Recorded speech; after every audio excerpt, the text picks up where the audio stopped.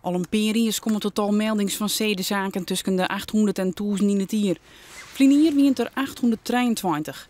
Wijkelijk de voetbaltrainer in Haas die het ontegpleegde maar jongens de master in Twiesel die het thuis binnenporno hier of de jouwste die het op de Van Klefferskwallen foto's maken van binnen onder de douche.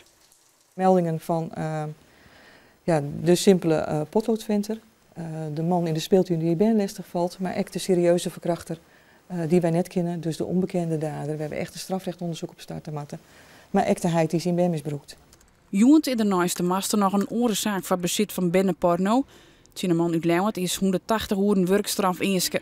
Bezit van binnenporno komt altijd aan zaak, maar in oren gevallen is onjefte nedig. Het al onjeftes neemt af.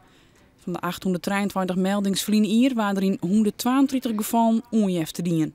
Ik denk zelf dat het er wel mee te maken is dat mensen terug dat wij dat beter uitlezen en dat oors begeleiden.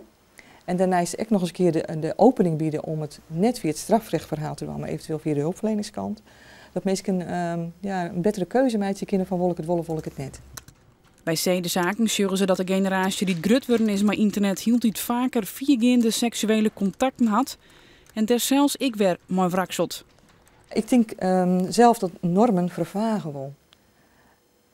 En dat het voor Ben in zo'n maatschappij nog lastiger is om de grens aan te gaan. Van wat is dan die grens en wat is dan de grens die is om die hinnes just.